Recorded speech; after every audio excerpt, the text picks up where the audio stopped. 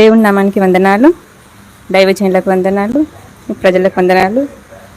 సాక్ష్యం ఏంటంటే, నేను జూన్లో సెల్ చూస్తుంటే యూట్యూబ్లో 10 లక్షల అప్పు తీరిపోయింది, దేవుడు తీర్చేశాడు అని వచ్చింది. వస్తే ఏంటి అని చూద్దామని చూసిన.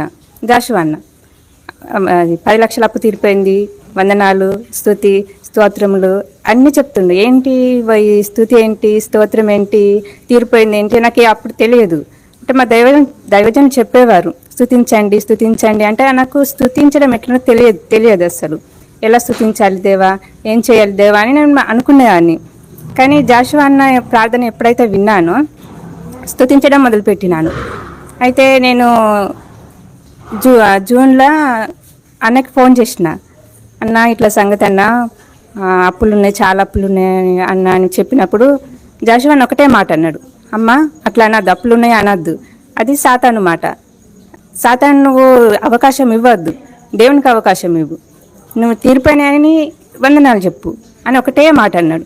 సరే అన్న అని, నువ్వు 3:30కి లేస్తున్నావు అంటే ఇంకా నాకు తెలియదన్నా, నేను నిన్నటి నుంచే చూస్తున్నాను అని చెప్పిన. సరే నువ్వు 3:30కి లేచి నువ్వు దేవుని స్తుతించు అన్నప్పుడు, సరే అన్న 3:30కి లేస్తా అని నెక్స్ట్ డే నుంచి 3:30కు లేచడం మొదలుపెట్టినాను, స్తుతించడం మొదలుపెట్టినాను. ఇక అన్న అక్క అయినా శ్రావణి అక్క అయినా అన్నైనా స్తుతిస్తున్నారు. దేవానికి వందనాలు, తీర్చినందుకు వందనాలు అని చెప్తుంటే నాకు కొత్తగా అనిపించింది. ఏంటి ఇదే నా స్తుతి, ఇట్లా చేస్తే దేవుడు కార్యాలు చేస్తాడా అని నేను అనుకునేదాన్ని. అప్పటి నుంచి నేను స్తుతించడం మొదలుపెట్టినాను.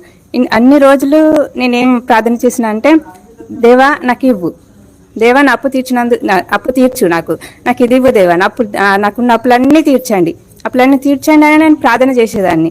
మాకు చాలా అప్పులు ఉన్నాయి, అయితే తీర్చు తీర్చు తీర్చు దేవా అని ప్రార్థన చేసేదాన్ని.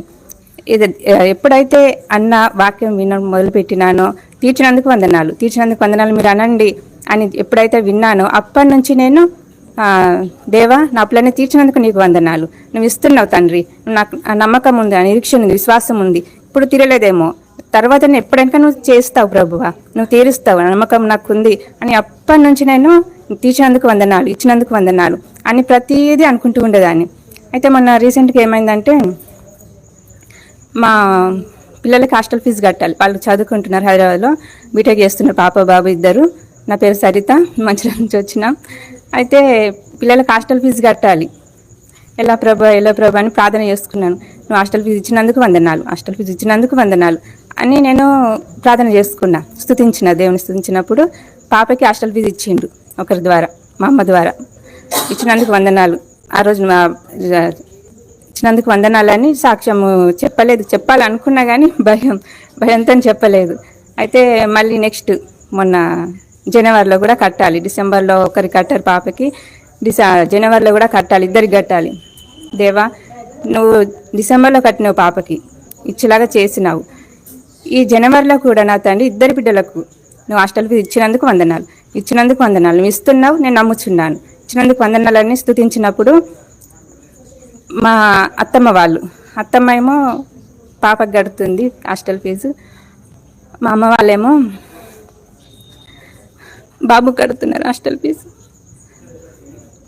నేను అప్పుడు అనుకున్నాను, దేవా నేను స్తుతించినాను, నువ్వు నాకు ఇచ్చినందుకు వందనాలు స్తుతించినప్పుడు నా పిల్లలిద్దరికి హాస్టల్ ఫీజు సంవత్సరం అంతా ఎప్పటికి వాళ్ళు ఎంతవరకు చదువుకుంటారో అంతవరకు కడతా అన్నారు వాళ్ళు. దేవునికి వందనాలు, హాస్టల్ ఫీజు ఇచ్చినందుకు దేవునికి వందనాలని. మొన్న ఆల్ నైట్ ప్రేయర్కి వచ్చిన, నేను మంచిర్యాల నుంచి అని వచ్చినప్పుడు సాక్ష్యం చెప్పాలి, నేను ఈ సాక్ష్యం ఖచ్చితంగా చెప్పాలి, నాకు పిల్లలకు హాస్టల్ ఫీజు ఇచ్చినాను ఖచ్చితంగా చెప్పాలని నేను వచ్చినాను. అయితే రావడం అంటే మంచిర్యాల నుంచి కాదు, నేను అంతకుముందే మా చెల్లెలు హైదరాబాద్లో ఉంటారు, నేను అక్కడికి వెళ్ళినాను, మా చెల్లెల దగ్గరికి వెళ్ళినాను. మేమిద్దరం వెళ్ళాం, ఆయన నేను ఇద్దరం వెళ్ళాం. 2 రోజుల బుధవారం వెళ్ళినాను, శుక్రవారం పొద్దున్నే వద్దాము అని అన్నాడు. అయ్యో నేను ప్రేయర్కి వెళ్దామని అంతకుముందు నేను డిసెంబర్లో అనుకున్నాను, ఖచ్చితంగా ఆల్ నైట్ ప్రేయర్కి వెళ్ళాలి, నేను నన్ను నడిపించినందుకు వందనాలు అనుకున్నాను. కానీ డిసెంబర్లో రాలేకపోయాను. జనవరిలో మళ్ళీ ప్రార్థన చేశాను, తండ్రి ఈ జనవరిని నడిపించినావు, నీకు వందనాలయ్యా, నువ్వు నడిపించినావు, నా సాక్షిగా నిలబెట్టుకుంటున్నావు అని నేను స్తుతించడం మొదలుపెట్టినాను. అయితే బుధవారం వెళ్ళినాము, హైదరాబాద్ చెల్లె వాళ్ళ ఇంటికి వెళ్ళినాము, అక్కడే ఉన్నాము. సరే శుక్రవారం పని ముగించుకొని శుక్రవారం పొద్దున వద్దామని అన్నాడు. అయితే అయ్యో దేవా, నాకు చెప్పలేదు, ఇట్లా పేరుందని చెప్పలేదు. అయ్యో దేవేమో ఉండేమేమో, ప్రేరుకు ఉండమేమో, నేను ఎంతో ఆశపడి నేను వచ్చినాను, ఈ అవకాశం దొరుకుతుందనే నేను వచ్చినాను అక్కడికి, చెల్లవాళ్ళ ఇంటికి. ఉండేనేమో తండ్రి అని నేను అనుకొని చిలవాళ్ళ ఇంటికానే గురువారం నుంచి ప్రార్థన చేసుకున్నాను. తండ్రి నన్ను సాయంత్రం వరకు ఉంచినందుకు వందనాలు, సాయంత్రం వరకు ఉంచినందుకు వందనాలని ప్రార్థన చేసుకుంటూ ఉన్నాను. సరే ఫోన్ చేసిన, బయటికి వెళ్ళిండు, ఫోన్ చేసినప్పుడు ఇట్లా ప్రేయర్ ఉంది, ఆల్నైట్ ప్రేయర్ వెళ్ళాలంటే సరే వెళ్ళి నేను మధ్యలో వస్తాను అని అన్నాడు. సరే నేను వెళ్దామని రెడీ అయినాక మా నాన్న ఉండే అక్కడ.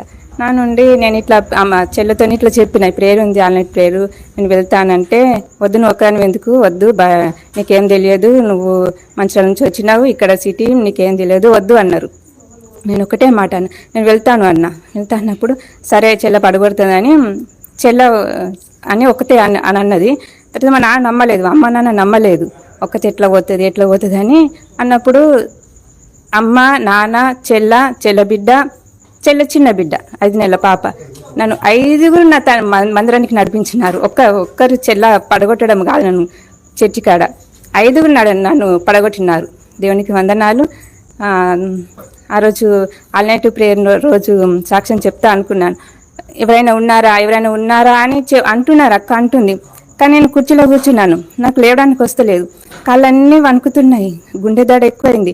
అయ్యో ప్రభువా, నేను చెప్దామని ఇంత ఆశతో నేను వచ్చినాను, నేను చెప్పలేకపోతున్నాను, లేపంటున్నా ప్రభు, లేపినందుకు వందనాలు అని నా తను ఎంతగానో లేవాలని ఎంత ట్రై చేస్తున్నాను. నా తన్ని అసలు నేను లేవడానికి వస్తలేదు, కాళ్ళు నడవడానికి కూడా అంత మొత్తం వణికిపోతుంది. ఎందుకు ప్రభు నాకు ఇట్లా అవుతుంది, నేను సాక్ష్యం చెప్పాలని ఇక్కడికి వచ్చినాను, చెప్పలేకుండా చేస్తుంది సాతాను మీరు గద్దించినందుకు అని ఇంతగానో ప్రార్థించినాను. అయినా కూడా నేను లేవలేకపోయినాను. సరే వచ్చే నెల ఛాన్స్ ఉంది కదా, నేను అప్పుడు చెప్దాం అనుకొని నేను సైలెంట్గా ఉన్నాను.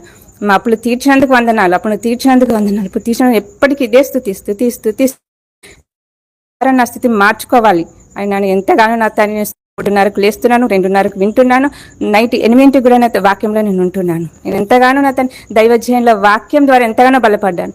నేను నాకు ఎలా ప్రార్థించాలో తెలియదు, ఏం చేయాలో తెలియదు. కానీ జాషువా అన్న ప్రార్థనలకు వచ్చినప్పుడు నేను ఎలా స్తుతించాలి, ఎలా ప్రార్థించాలి, వాక్యం నేటి ఎలా ఉండాలి, నువ్వు తీర్చినందుకు వందనాలని ఇవన్నీ నేను నేర్చుకున్నాను. దేవుని నామం బట్టి దైవజనులకు అన్నకి వందనాలు. కూడి వచ్చిన మీ అందరికీ నా వందనాలు.